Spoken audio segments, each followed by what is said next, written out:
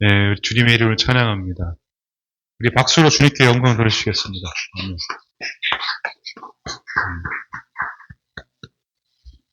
손을 들어서 주님을 찬양하는 것을 하나님 정말 기뻐하시죠. 여러분 입술로 찬양하는 것도 기뻐하시고, 여러분 삶으로 또 주님을 찬양하고 경배하는 것도 주님 기뻐 받으신 줄 믿으시기 바랍니다. 오늘 왜 이렇게 경배 찬양 얘기가 나오냐면은 동방박사 얘기가 나와요. 성탄절은 아닌데 다 우리가 이 사순절 기간에 꼭 알아야 될 그런 내용들입니다. 우리가 십자가만 알고 부활만 알고 그냥 예수님 탄생하신 거는 그냥 넘어가면 안 됩니다. 예수는 그리스도이십니다. 예수는 우리 구원자이십니다. 여러분 믿으시기 바랍니다. 우리를 구원하시기 위해서 이 땅에 내려오셨다는 것을 반드시 잊지 마시기 바랍니다. 마태복음 2장 1절부터 6절 말씀입니다. 마태복음 2장 1절부터 6절 말씀 우리 한 목소리로 읽도록 하겠습니다. 시작. 헤로드 왕 때에 예수께서 유대 베들레헴에서 나시매 동방으로부터 박사들이 예루살렘에 이르러 말하되 유대인의 왕으로 나시니가 어디 계시냐? 우리가 동방에서 그의 별을 보고 그에게 경배하러 왔노라 하니 헤롯 왕과 온 예루살렘이 듣고 소동한지라.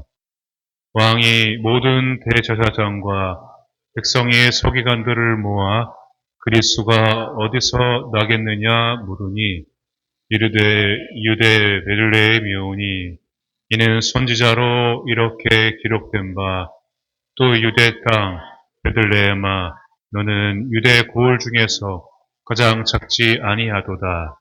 내게서 한 다스리는 자가 나와서 내 백성 이스라엘의 목자가 되리라 하였음이니이다. 아멘. 예수 그리스도의 구원의 능력과 은혜를 여러분 사모하시고 그 능력과 은혜를 여러분 오늘 받으시기 바랍니다. 예수님께서 지난주에 이어서 또 말씀을 전하지만은 큰 어려움 가운데서도 혈통을 뚫고 우리에게 왕 같은 제사장으로 또 다윗의 왕권을 또 아브라함의 자손의 그 축복을 이어주시기 위해서 혈통을 넘어서서 십자가에서 모든 것들을 다 이루시고 우리에게 그 모든 복을 허락해 주셨습니다. 성령으로 태어나신 분이시죠. 하나님께서 이 땅에 내려오신 것인데 이 땅에 태어나게 된 곳이 오늘 본문을 보면은 베들레헴이라는 지명이 나옵니다. 베들레헴이라는 작은 마을입니다. 촌이죠. 인간의 생각으로는 도저히 이해할 수 없는 방법으로 예수님께서 태어나셨는데 예수님께서 태어나실 때에 나오는 중요한 지명이 베들레헴과 나사렛입니다. 예수님 태어나신 곳이 나사렛이 아니라 베들레헴입니다. 베들레헴이라는 뜻은 히브리어로 집 그리고 떡, 빵 해서 떡집이라는 뜻을 가지고 있습니다. 아주 작은 고을, 아주 작은 떡집이라는 그런 지명에서 예수님이 태어나셨는데 오늘 아까 2장 1절에서 한번 읽었죠?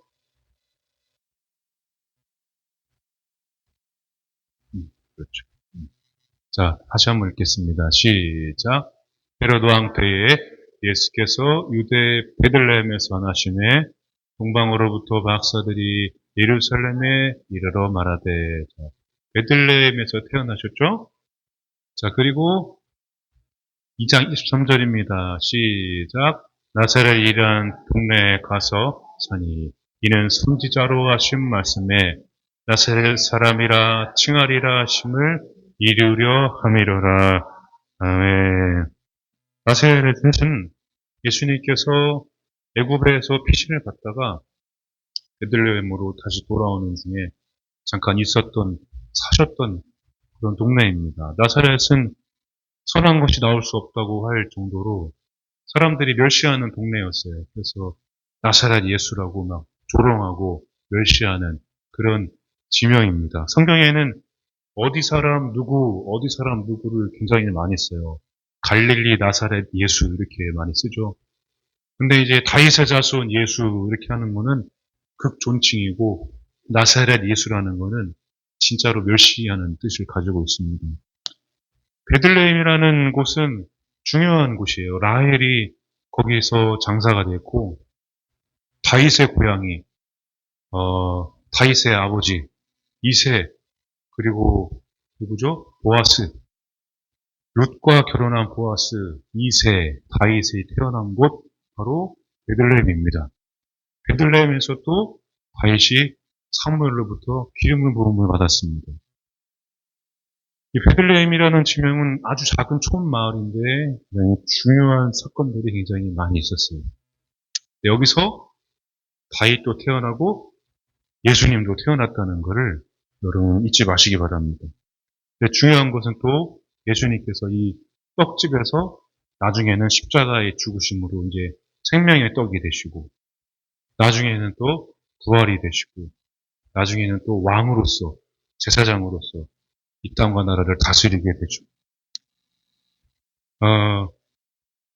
베들레헴에서 태어나게 됐다는 것을 태어나시게 될 거라는 것을 구약 성경에서도 계속 예언을 하고 있고 오늘도 보시면은 유대인들이 먼저 그거를 알고 헤롯 왕에게 이야기를 해주고 있습니다. 그 예언이 미가서 5장 2절에 나와 있어요. 읽어보겠습니다. 시작.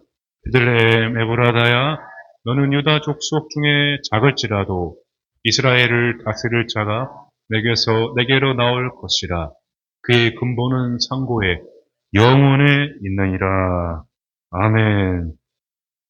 메시아로 예언이 되고 또 베들레헴에서 나시는 구원자로 예언이 되면서 예수님은 베들레헴에서 태어나고 메시아로 예언되고 그 다음에 다윗의 자손으로 태어날 것을 다윗의 씨로 태어날 것을 예언을 합니다. 요한복음 7장 42절 읽겠습니다. 성경에 이르기를 그리스도는 다윗의 씨로 또 다윗이 살던 마을 베들레헴에서 나으리라 하지 아니하였느냐 하며 아멘. 자, 이 말씀을 보시면은 예수님은 다윗의 혈통, 다윗의 자손이고 또 메시아로 그리스도로 그렇게 제사장으로 왕으로 다 예언되었다는 것을 우리가 알 수가 있습니다. 이 나사렛이라는 동네에서 멸시도 받고 조롱도 받으면서 이제 나사렛이라는 동네는 그 혈통으로 따지면 요셉이 살던 고향이에요. 요셉. 그 아버지. 진짜 아버지는 아니지만은 요셉이라는 그 아버지가 살았던 고향이 나사렛입니다. 그래서 나사렛에서 이제 하나님이 호적하러 베들레헴에 올라갈 때에 마리아가 베들레헴에서 이제 천사들에게 의해서 예수를 잉태하게 될 것이다. 이렇게 수태 고지를 받게 되죠. 그런데 이 나사렛이라는 동네가 나시린, 네체르라고 나시린과도 연관이 되어 있습니다. 나시린은 태어날 때부터 구별된 사람을 뜻합니다. 대표적인 인물이 삼손입니다.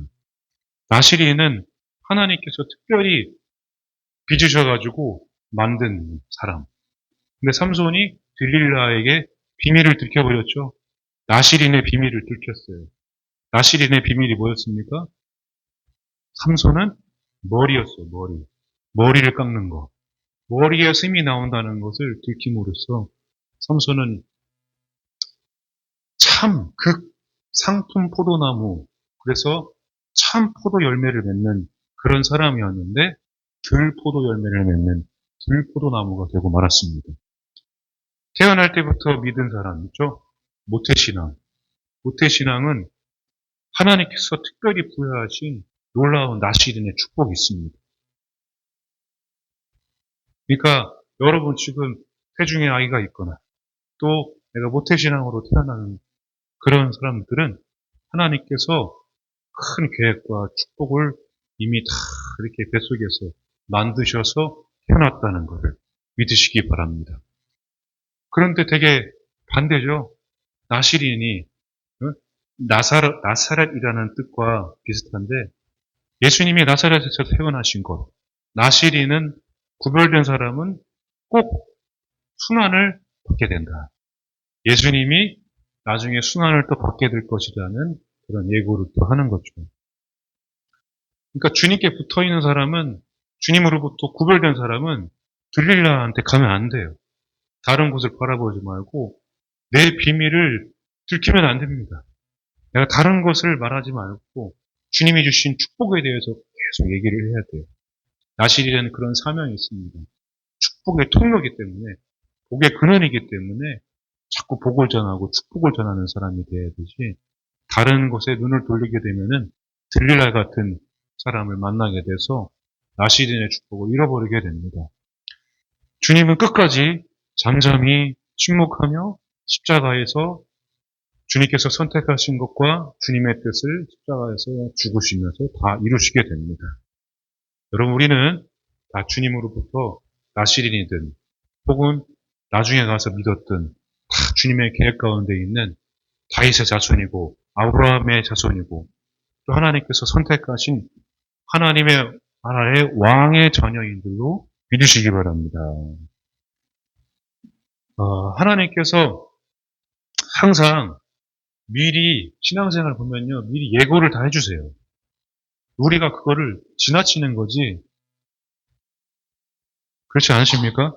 하나님은 항상 미리 뭔가 상황이나 사건이나 또 예전의 기억이나 경험이나 아니면 여러 가지 방법을 통해서 하나님이 미리 예고를 하십니다. 구약에서 이렇게 다 보면은 예고를 하고 예언을 하잖아요. 우리가 앞으로 될 일들은, 좋은 일은 내가 마음에 담고 있지만은 안 될 것 같은 일, 안 좋은 일들은 사실 기억에 담지는 않죠. 그런데 하나님께서는 그 안 좋은 일을 내가 겪지 않게 하기 위해서 항상 미리 성경을 통해, 믿는 사람들을 통해, 상황을 통해서 믿는 자들에게, 나시린들에게 미리 다 예고를 해주십니다. 왜 이스라엘 백성이 멸망했습니까? 이스라엘 백성이 맨 마지막 말라기서를 보면요, 항상 하나님께 왜 그렇게 저한테 말씀해 주지 않으셨습니까? 왜 그런데 저는 모릅니까? 왜 그런데 저는 그거를 왜 모르고 있었습니까? 질문이 많아요. 말라기서는 그런 식으로 막 진행이 돼요. 맨 마지막 선지자거든요. 그 이후에 400년 동안 하나님의 음성이 없었거든요. 여러분, 하나님께서는 그동안 수백 년 동안, 수천 년 동안 이스라엘 백성들에게 모든 것들을 다 약속해 주시고, 또 창세 때부터, 창세 전부터죠. 그 출애굽할 때도 마찬가지고, 광야에서 때도 마찬가지고, 전부 다 예고를 미리 다 해주셨어요. 예언을 해주셨어요. 이렇게 하면 이렇게 될 것이라고. 안 좋게 될 것까지도 다 얘기를 해줬어요. 너가 그것을 그렇게 하면은 안 좋은 일을 겪게 될 것이다. 이렇게 예언을 하셨거든요. 그런데도 안 좋은 거를 듣지 않고 좋은 거를 들었음에도 순종하지 못해서, 자기 마음대로 참지 못해서, 인내하지 못해서, 자기 방법대로 하다 보니까, 자기 계산대로 자기 힘대로 살다 보니까 이스라엘이 결국은 이웃 나라들에 의해서 멸망을 하게 됩니다. 그 400년 동안 기근하게 시간, 하나님의 음성이 딱 끊긴 그 순간에 이 헤롯 왕이 통치를 하는 그 시기에 예수님이 태어나신 거예요. 가장 극심한 그 전에 마카비 혁명, 그리고 로마 식민지 시대를 살면서 유대인들이 막 혁명을 일으키고, 마카비 혁명처럼 혁명을 일으키고, 여러 가지 막 전쟁을 하고 자기의 땅을 차지하려고 정말로 싸우고 또 싸우는데도 안 되는 그런 상황이었어요. 로마의 식민지 시대였어요. 가장 고통스럽고 괴로운 시대에, 그 애굽에서 노예 생활했던 430년 시대, 그 시대처럼 괴로운 그 시대를 살던 유대인들에게 가장 강력한 식민지 시대에 예수님이 태어나셨는데 가장 작은, 아무도 알아주지 않는 베들레헴. 그리고 멸시받는 나사렛에서 자랐다는 것입니다. 여러분은 어느 동네에 살고 계십니까? 어느 동네가 사는 것도 참 중요한데 어떻게 사느냐가 참 정말 중요한 것 같아요. 본문에 여러분 읽었지만은 유일하게 예수님을 메시아로 알아보고 찾아왔던 사람이 누구였습니까? 이 동방박사들이었어요. 동방박사. 하나님께서 계속 오늘도 예배 가운데서 저에게 또 여러분들에게 예고하시고 예언하시고 말씀해 주잖아요. 동방박사들을 보면서 하나님께서 우리에게 말씀하시는 것은 뭘까? 우리가 잘 알아야 돼.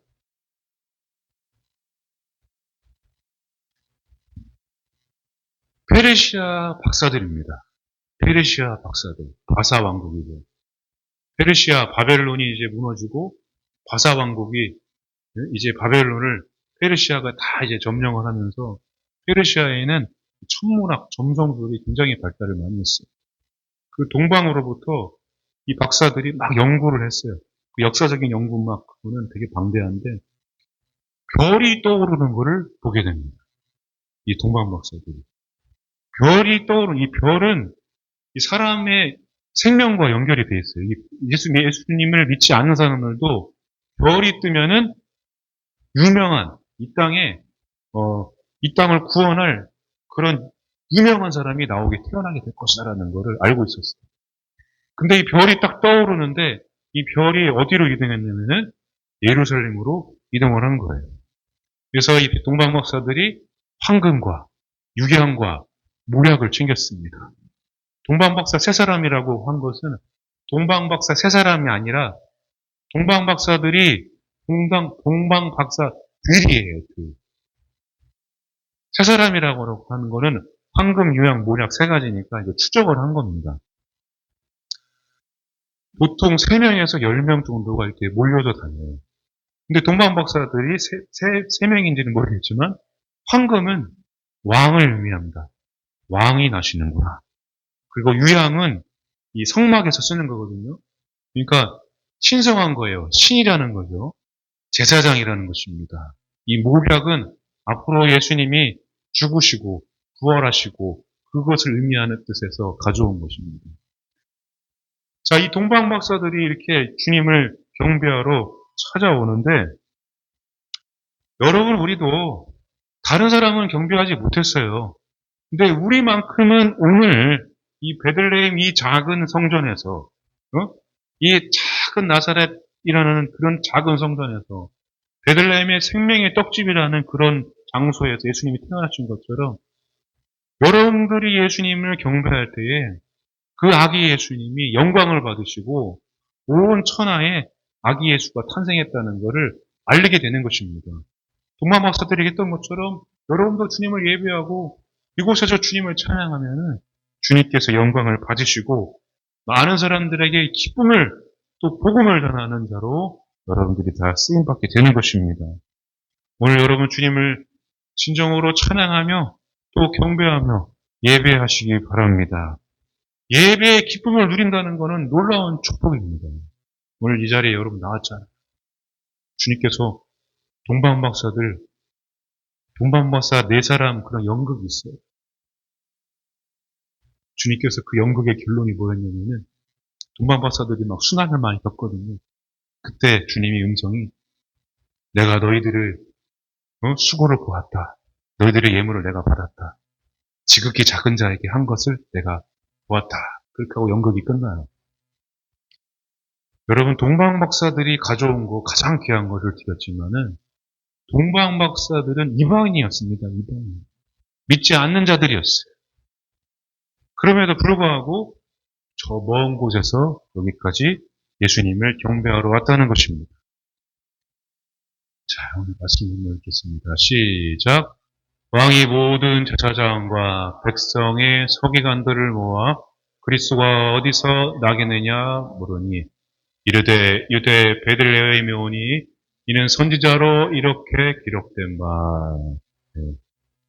여기 헤롯 왕이 유대인의 왕이 나셨다고 어디 계시냐고 동방박사들이 막 물어보니까 헤롯 왕이 대제사장들과 서기관들을 모았어요. 이 사람들은 유대인들입니다.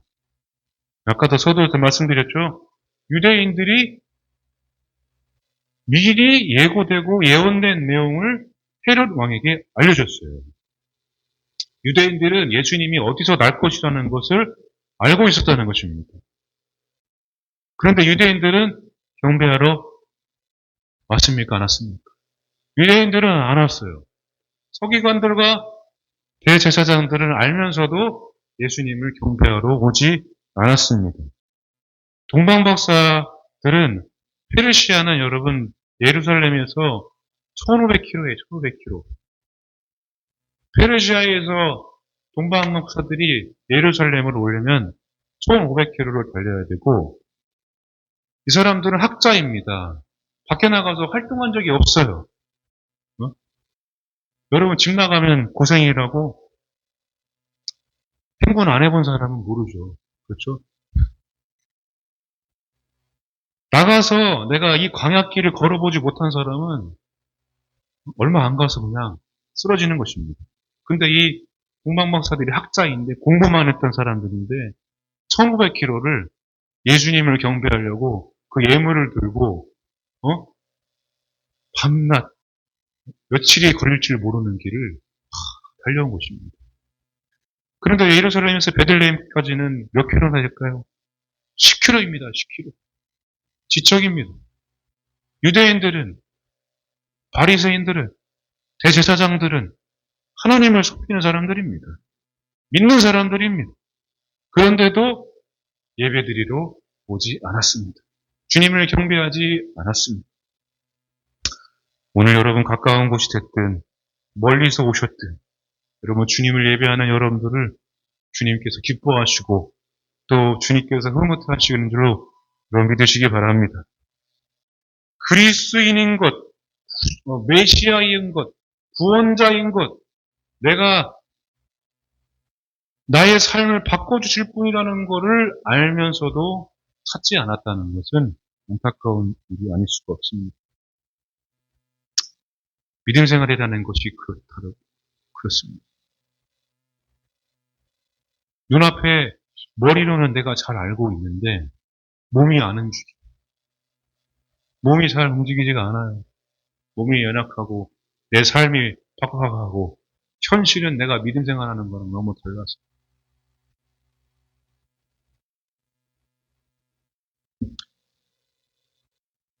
여러분 내 마음이 무너지고 상황이 나를 힘들게 할지라도 어떤 상황이 오더라도 주님은 여러분들을 절대 포기하지 않으시니까 여러분 또한 주님을 절대 포기하지 않으시고 주님을 경배하고 예배하는 자로 살아가시는데 전심을 다하시기 바랍니다. 주님께서 그 예배를 기뻐 받으시고 여러분 우리가 살 길은 주님을 의지하는 것밖에 없습니다. 아무리 내가 발버둥 쳐봐도 이 대제사장들, 서기관들, 바리새인들 그렇게 알면서도 찾지 못했던 것은 머리로만 믿고 있었기 때문입니다. 여러분 우리는 마음으로 또 믿음으로 신앙생활을 해야 됩니다. 선택을 해야 돼요. 항상. 내가 내 힘을 또 의지할 건가? 내 생각을 또 내 생각대로 살아갈 것인가? 내 감정대로 살아갈 것인가? 아니면은 오늘 내가 그럼에도 불구하고 주님을 예배할 것인가? 주님을 경배하러 또 달려갈 것인가? 아무리 이방인이지만은 이방인이어도 주님을 경배하는 자가 될 것인가? 아니면 내가 신앙생활 잘 하는데도 그냥 머리로만 살 것인가? 항상 이 두 갈래로 우리는 선택을 해야 됩니다. 주님께서도 이스라엘 백성에게 선택의 길을 항상 열어주셨어요. 마태복음 7장 13절입니다. 시작. 좁은 문으로 들어가라. 멸망으로 인도하는 문은 크고 그 길이 넓고 그리로 들어가는 자가 많고 생명으로 인도하는 문은 좁고 길이 협착하여 찾는 자가 적음이라. 아멘. 베들레헴으로 가는 길은 좁은 문입니다. 좁은 길이에요. 아무도 알아주지 않는 베들레헴에서 예수님이 태어나셨습니다. 동방 박사들이 가지 않았다면 아무도 몰랐겠죠. 동방 박사들이 와서 경배함으로 말미암아 예수 그리스도의 구원자이시고 메시아가 된 것을 더 높여서 세워지게 된 것입니다. 여러분들이 이 교회에서 작지만 이 작은 베들레헴이라는 또 이 작은 나사렛이라는 동네에서 여러분들이 주님을 높이면 이 교회가 주님을 가장 높이 영광도에 있는 장소가 되는 것입니다. 하나님께서 작지만 좁은 길로 들어가는 여러분들이지만은 그 좁은 길로 들어가는 자가 바로 생명의 길로 가는 자임을 믿으시기를 바랍니다. 여러분들은 오늘 생명의 길로 들어오신 거예요. 넓은 길로 갔으면은 여기 안 왔죠. 넓은 길로 갈 것 같으면 지척이 베들레헴이라도 그 제사장들처럼 가지 않죠. 그러나 여러분들은 저 멀리서 또 여러분 어떤 상황을 뚫고 문제를 뚫고 이 작은 곳에 작은 성전에 나와서 예배드렸을 때에 하나님께서는 더 크게 기뻐하신 줄로 믿으시기 바랍니다. 작지만 베들레헴에서 다윗도 태어나고 예수님도 태어났다는 거. 어떻습니까, 여러분?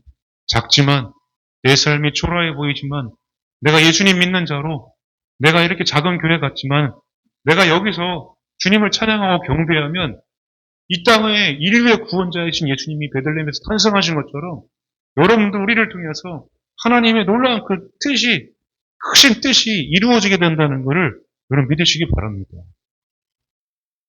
그러니까 가장 작은 곳에서 가장 큰 하나님의 뜻이 이루어지게 되는 것입니다.